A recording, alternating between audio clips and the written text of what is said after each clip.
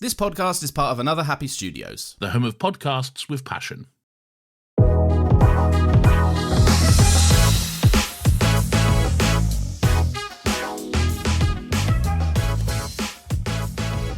Hello and welcome once again to Talking Pictures Podcast. I'm your host David and joined with me, as always, my co-host Brian. Brian, how are you today? This is good.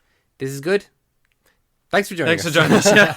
Javier, I claim to make a recommendation on the Bear special, Gary, with John Bernthal and Evan Boss, Backrack. I'm claiming that to recommend. That's okay. Yeah. I won't, because I haven't watched it, I won't recommend it. You didn't watch it? Not just yet. Why? Because we're recording this months before this episode is to release. So maybe by the time the episode is released, then I have watched it. When did we release the Bear? Or have we slated to release it? I don't know, Brian. No taking back now, we have to release it. Okay, yeah, sure. We have to do the Iron Giant as well. Brian, we're here today for our second week of Marvel August. We're talking about the special presentation that came out earlier this year featuring Jon Bernthal's The Punisher, which is The Punisher One Last Kill. Who decided it to be August? August of all things. Marvel August, just is it random or does it make sense? No, or is I'll it tell you why perfect? we did it. Because we had 4 free spots in August. We didn't have anything planned, and based on what's kind of releasing, I was like, yeah, there's nothing here that's like really making me want to release anything. So we were already looking at Daredevil. We were already obviously going to do Spider-Man, and I think we were going to do Spider-Noir as well. That's But the plan. it was just like, oh yeah, let's we can fit 4 in here, and it makes sense to have all 4 of these come out at the same time. Funny thing to include the Punisher as a standalone thing in our podcast rather than including it in the Daredevil Born Again Season 2 because some could view this as a bonus episode attached to Season 2. That was something I was going to ask you. I was like, where do you fit this within the timeline, I suppose? Because where would I fit as opposed to where they say it's set? Where did they say it's at? They say it's set before and during Born Again Season 2. Okay. I feel differently. Okay, where do you feel as though it's at?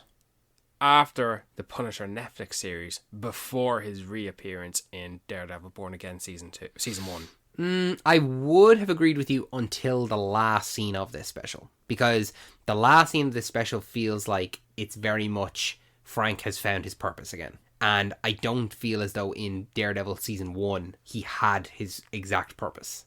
He was just kind of surviving almost. But wasn't he going about wearing the Punisher outfit? Not really. In the last episode of Season 1? In the last episode, yeah. Surely, this is what Frank does be doing when we're not privy to seeing it, when Matt walks into him in Season 1 and he nearly attacks him and kills him. Nearly kills him. That's in the middle of his mental breakdowns, which I'm sure happens to him on a monthly basis. Monthly? Daily?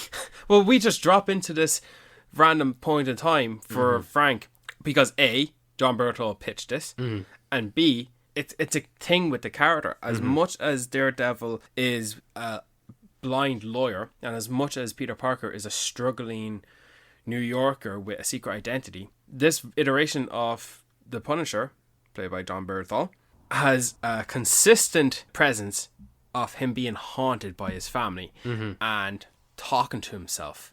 Now, we get some of those in doses in his appearance in his own Netflix series in both seasons. Mostly the first one. But this is the biggest experiment of them all, I think, because it's so focused and front and center. He is the main character. We're following him for the most part. Anytime we're not following him, it's to show us what we need to see, which later involves Frank Lair.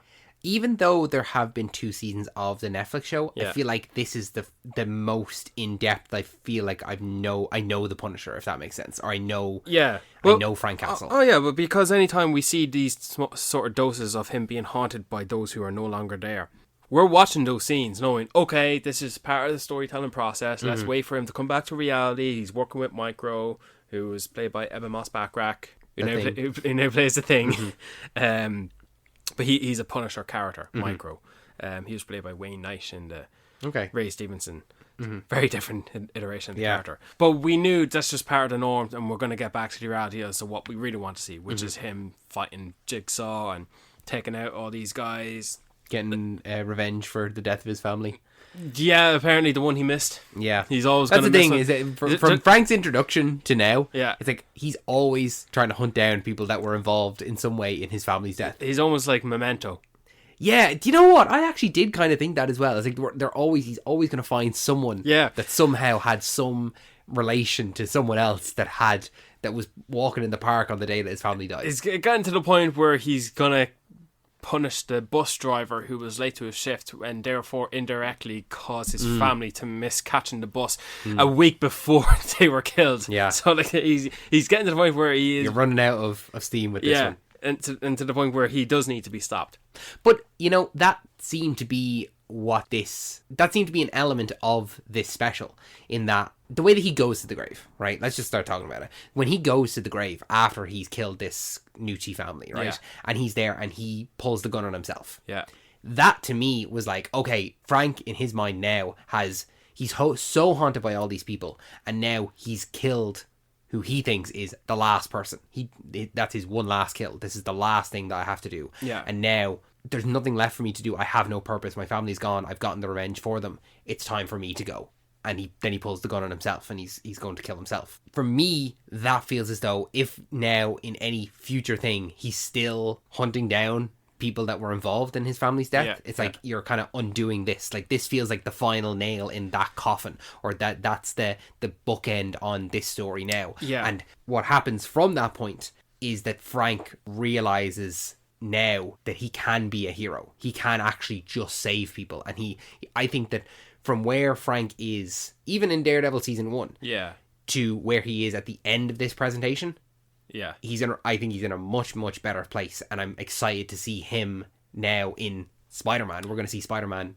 At this point, we've already seen it, and we'll talk about it next week. Time But travel. where will he be in relation to his journey of being a hero? He's no longer kind of an anti-hero, or he's not a dark hero or something like that.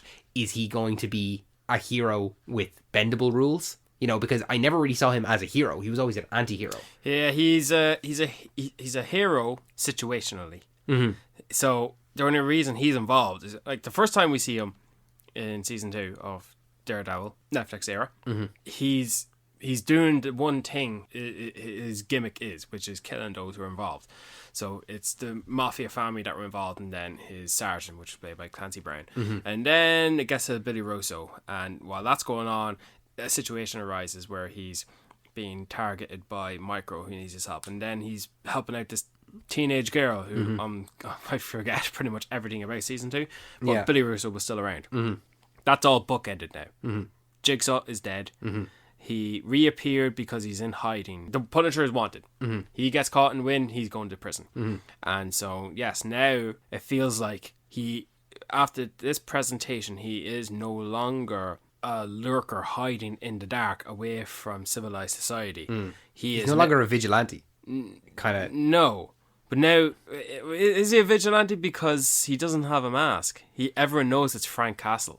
He's the Punisher, but he's also Well, I referred mean, to as Karen Frank. Page was considered a vigilante. Yeah, but It's kind of like that was an argument made in the court. That's the vigilante. I difference. suppose is just a word that they use for hero with it, because hero has a positive connotation on it. Yeah. Vigilante doesn't have that positive connotation. Like, vigilantes are people that take the law into their own hands. Well, then yeah, he's definitely a vigilante. Then. But now, after this special, is he going to be more of a hero?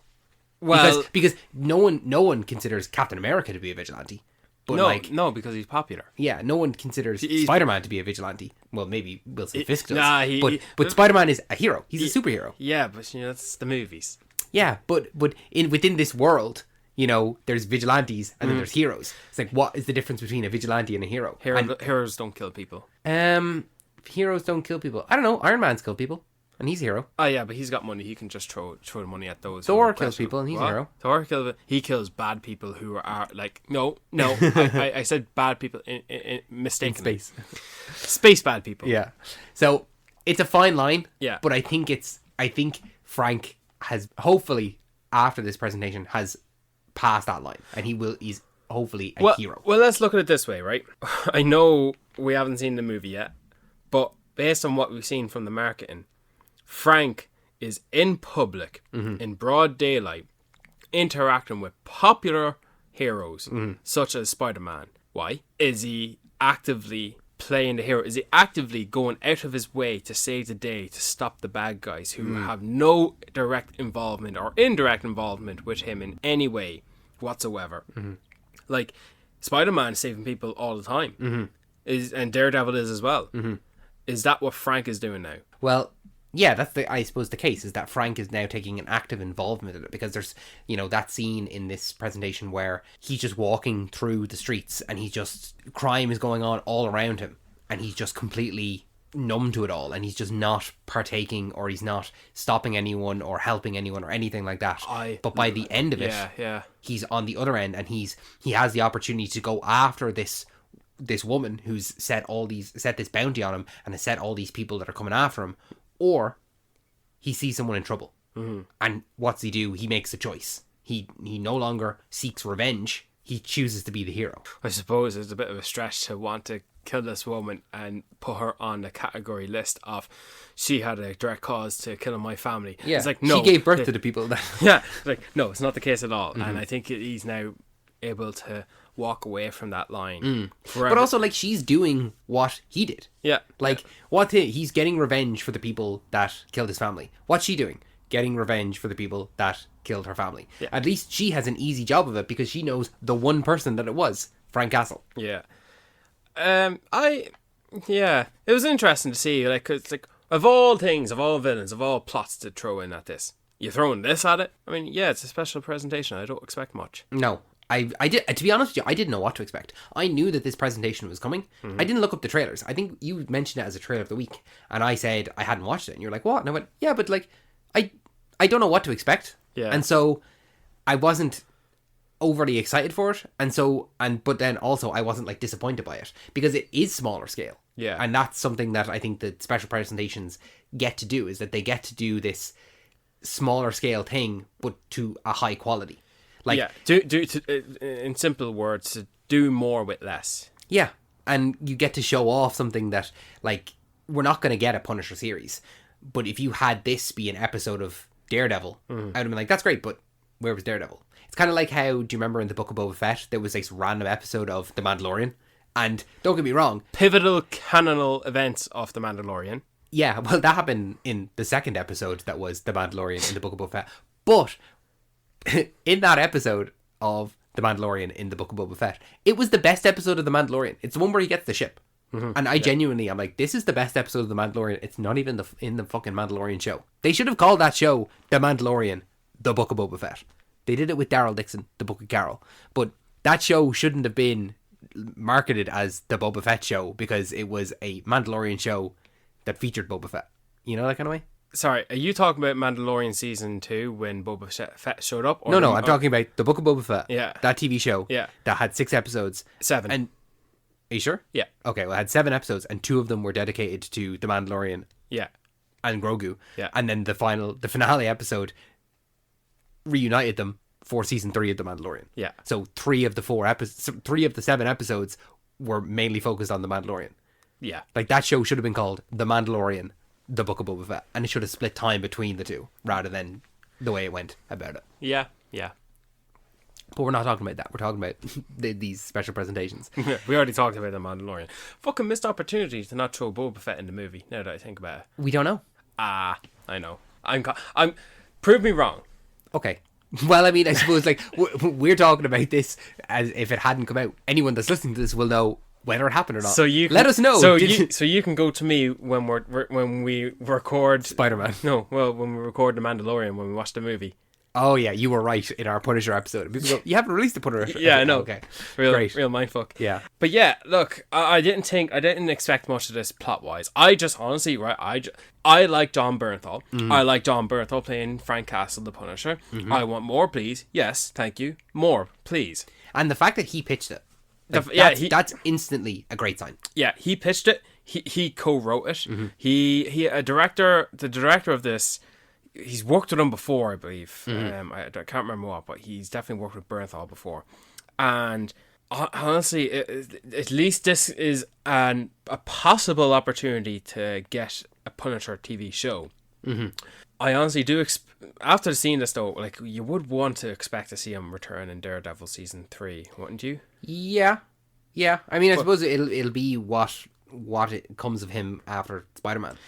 Yeah, it's very interesting in Spider-Man. Like, it's nearly hard to believe to think about. It is kind of, these are two characters that, while yes, it makes sense on paper, I'm like, no, it'll be a cold day in hell when I see John Bernthal and Tom Holland share the screen at Spider-Man and Punisher. But yet, here we are. Yeah, there feels like they're studios apart. Yeah, for some reason it feels like, Tom Holland is still at Sony and John Bernthal is still at Netflix. Yeah. You know, that kind of way. It's like, they're not going to cross over at all. It's like Disney is the one that gets to merge them together. In a roundabout way, yeah. It's kind of funny. But I do appreciate the mental state of Frank has. Like, he's thinking of, he's obviously huddled up in his little apartment in the dark, only going out for coffee. Like, he's got PTSD. Like, Yeah. And it's But see, I feel like what we're seeing here, Frank, is what we don't see of him when he's not around in Daredevil. So when we visit him in Daredevil season 1, Born Again season 1, he was obviously going through something which prompted him to throw an axe at Matt, and he realizes, he comes to his senses, it's me, it's Matt. Yeah. And then he slams the axe in his face, like, why did you interrupt me when I was going through this shit? Well, kind of attitude. Absolutely, because there's in this presentation we have a sequence where he is talking to Karen. Yeah. And they're talking and she hugs him and he's like, is this, like, are you real? Are you here? He doesn't know. And she hugs him. It's like, of course I'm here. I'm always here. And that's like a mindfuck where, like, your hallucination is telling you, yes, I'm here. As in, I'm the hallucination. Of course I'm here. And you're taking that as the person is there. So I'm sure that, yes, when Matt walked in season 1, he was probably going through that and he doesn't know, all right, is this red or is this my mind? Yeah. Like, I don't know. On a moment-to-moment basis, is the person standing in front of me the person that's standing in front of me? Funny thing to have this presentation complement that one scene. Yeah. And, like, obviously he just engages in the conversation with Matt just to see how he goes, and he tells him, like, he talks to Matt about Matt's grief with Foggy, and he compares it to his own grief with his losing his family. Like, nearly want to go back and watch that scene now. After watching the presentation, because of how in depth we've got this PTSD from Frank. And then obviously it's not all the time, because it comes in waves and comes in motions. You go up, you have your up days, and then you have your down days. Obviously he had an up day where he got out of the shadows he was lurking in to go help Matt in the finale of season 1. Yeah. And but, like, he might have just been good for that day. Yeah. And then he's back to this. Now, and it's kind of funny that, this happens after he escapes from the cages in Daredevil season 1, Born Again. But I could also view this as before he met up with Matt again, like in between the end of his Netflix era where he had 2 machine guns firing in at just local gang, which is kind of what he's doing at the end of that show. The same thing what he's doing at the end of this show, just taking out bad guys, fools who had nothing to do with his family but who are still doing bad. Cleaning up the streets, taking drugs off the street, taking violence off the streets. So it's obviously, he's interrupted with his bad days with PTSD, and I think this is a good opportunity to present this here, more so than to present us with another villain, the Nucci family with the G is silent. I don't like, it's it's a thin villain, but, like, I think that you don't need it to be some super villain or some bad guy or some, someone from Frank's Rogues Gallery or something like that, because the way that they present it, like, we get her motivations, we know why this is going on, and then we just get, like, a raid style action sequence where it's like, this is all I need for this. Like, the bad guy, I just need to see Frank going through these levels, almost like a video game of, like, going through these levels of bad guys where I don't have any guns. I'm going to pick up their guns and, this guy's got 3 guns. Okay, I guess this guy's got 3 bullets. I'm going to use 3 bullets and then I'm going to swap gun and then I'm going to have to improvise. And it's like, this is just, I didn't realize I wanted this style for the Punisher until I had it. And I went, yes, more please. Like you're saying there, it's like, it fits so perfectly. Apparently that Nucci woman is in the gallery. She's in the comics. She's like a limbless woman. Okay. Yeah. Well, that's fine. Like, I'm not going to criticize you for picking someone from the Rogues Gallery, but had it been a random person from, yes, the Nucci family. Like, I've never heard of the Nucci family. Like, are they on the same level as like the Falcones in DC or the No, I'm sure Maronis? I'm sure they've scraped the bottom of the barrel for this. Yeah, they pulled it probably from, like you said, from the Rogues Gallery. Yeah. Like, I'm not gonna say that's a bad thing to do, but like, it could have been anyone. Yeah. It could have been any name. It didn't really matter, to be honest with you. All we needed is the motivation of Frank killed her family, so now she's gonna send people after them. That's all it was. That's all it needed to be. Yeah, great action sequence all around. From the apartment buildings all the way down to the streets, like to show how involved he is compared to how he was at the start when he was just numb to everything. Everything was just so out of focus in the background. Even the when the actual fighting starts in the apartment block, like he's watching through the peephole as the family gang, across the way, the family across the way, the gang just go into her and start, terrorizing her. He doesn't do anything about it, and the gas or whatever goes through under the door, and like he's standing in it, and they set it on fire, and he just stands there, and he just like lets himself catch on fire, and it's like, this man does not care whether he lives or dies now at this point. Yes, he's going to actively try and stay alive, but if he dies, he dies, he dies. If he dies, he dies. Yeah. But when he does get involved, it's great stuff to have. Because the fact that Disney's producing this R-rated level kind of stuff. Yeah, it was very strange to press play on this, and it comes up like, this is intended for mature audiences. Like, it wasn't even just like a disclaimer. Yeah. Someone said it. It was like an audible disclaimer of like, this is for mature audiences. This will include violence. Like, did it have that for Deadpool and Wolverine? I don't think so. No, I don't think so. Do you know who is in this? An actor who's been recently cast in the upcoming Superman Man of Tomorrow. Who's that now? The shop owner with the daughter. Yeah, I would have assumed now that it was him, considering there's a few other actors really in it, I suppose. Yeah. One of his hallucinations was he a guy from Punisher season 2? Curtis. Yeah, Curtis. Yeah, that's his friend. I knew. I was like, this guy. He's got a prosthetic leg. Yeah, that's it. I knew he was from the. He does the Veterans Anonymous kind of thing. Sure, yeah. Sure. There was a cop in the Daredevil shows who appeared up from time to time. He had a brief appearance in Daredevil season 2. We didn't even talk about that last week. Yeah, but I'm glad we're doing this back to back. Yeah, we covering didn't talk ourselves now. I was delighted to see him back as well. Actually, in Daredevil. It is great. It's just to bring it all whole. Now we need Rosario Dawson to Claire return. Temple, bring her back, please, God. Bring them all back, baby. Yes. But yeah, I wanted to talk about this specifically. All right, and I thought we were going to be limited in our information until we got Karen popping up in Frank's head. Right, first of all, I do appreciate how haunting it is for Frank to be visited by a quote-unquote ghost of Karen Page when Karen is very much alive. But my question to you is Curtis dead? Did Curtis die sometime between the end of the Punisher TV show and the point of where Born Again season 1 starts? See, that was the thing, I suppose, is that you rewatched, or you watched Punisher for the first time in anticipation for Daredevil season 1. Yeah. So it's fresher in your mind. So when Curtis appeared, I didn't even know, I couldn't remember his name, but I was like, I definitely remember him. I think he's this character from it. Yeah. I couldn't remember what that character's fate was. So that's quite a good question to say, is that character dead or not? Yeah.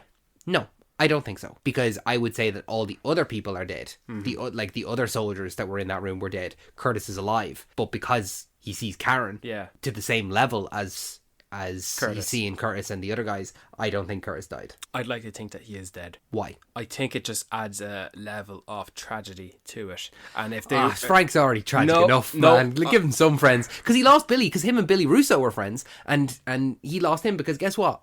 As is with everyone that Frank knows, they were involved in the murder of his family. But Curtis, come on, man. Leave him, Curtis, at least. I don't know.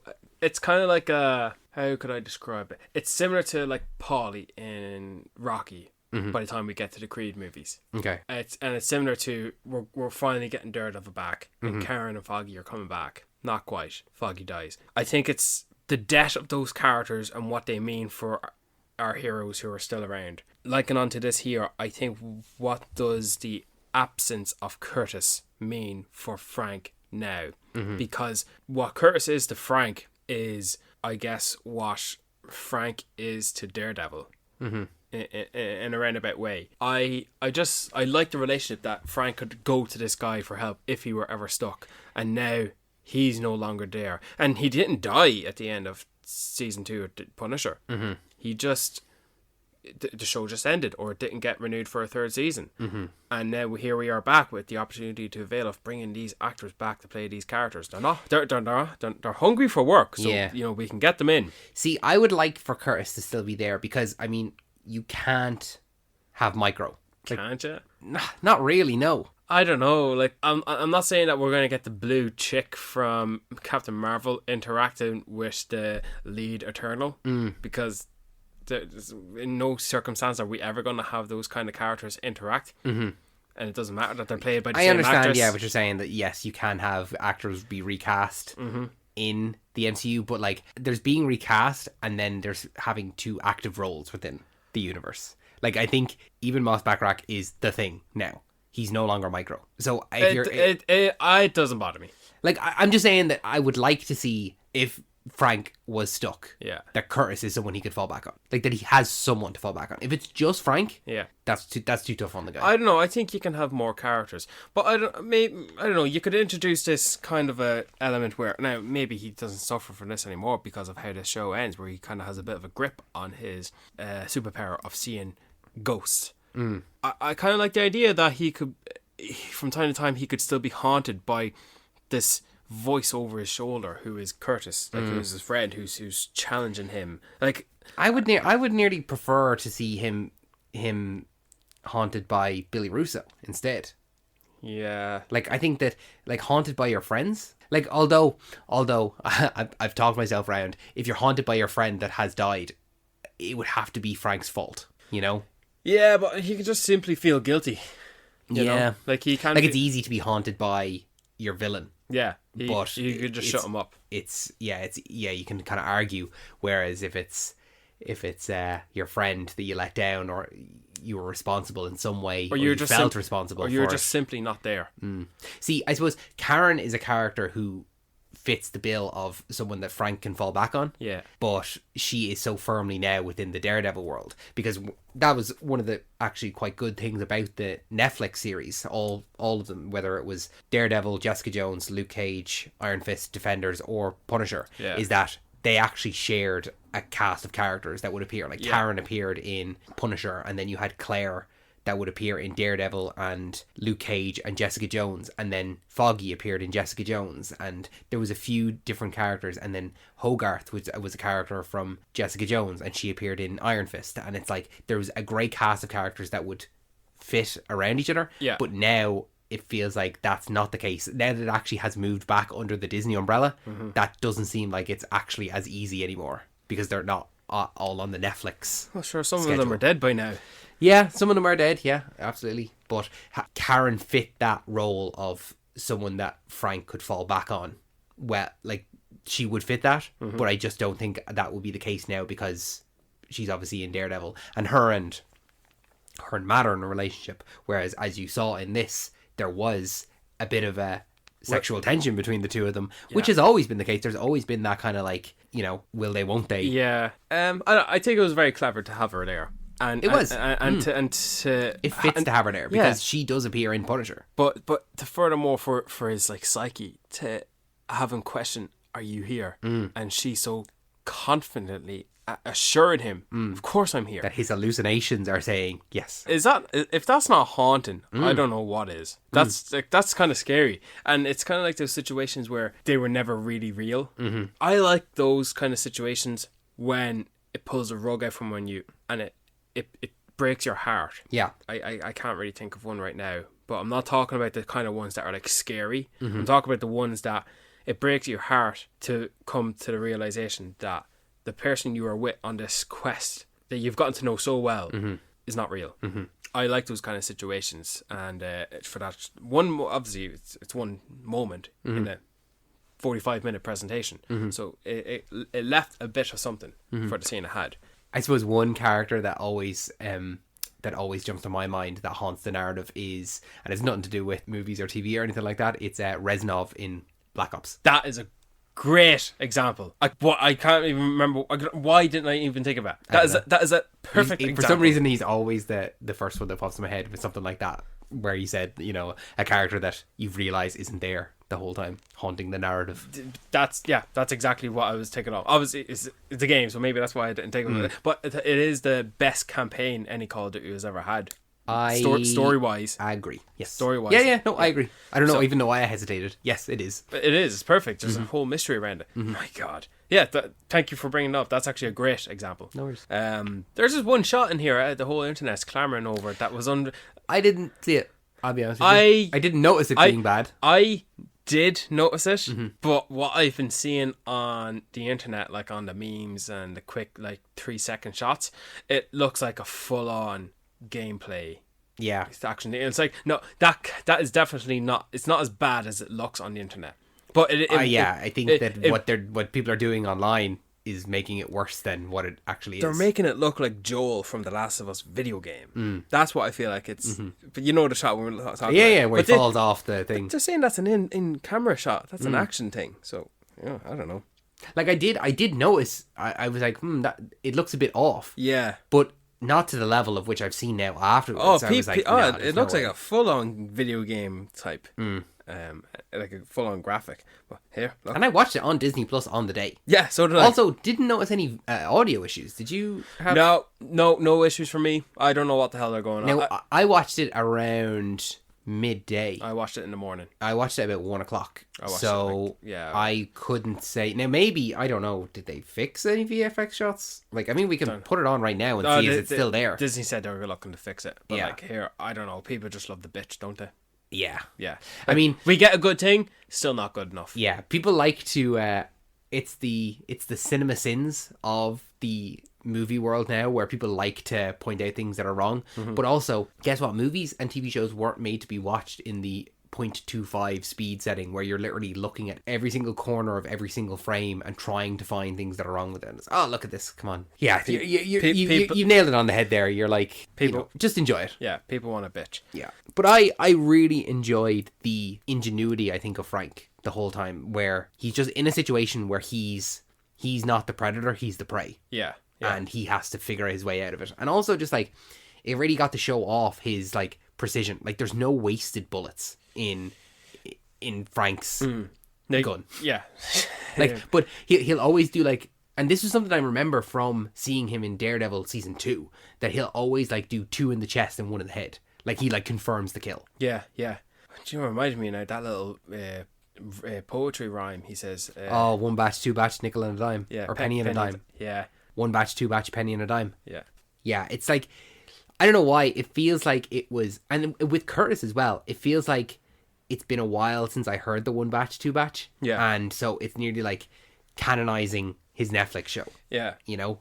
Even though it was canonized, there's nothing that I was like, oh, this didn't happen or anything like that. But for some reason, because he didn't say it in Daredevil, 1 batch, 2 batch, I was like, this was such a big thing for him in the Netflix show the Daredevil Netflix show and his own show. Yeah. I think it's just using what they have established that works. Yeah. And that's pretty much everything with Frank.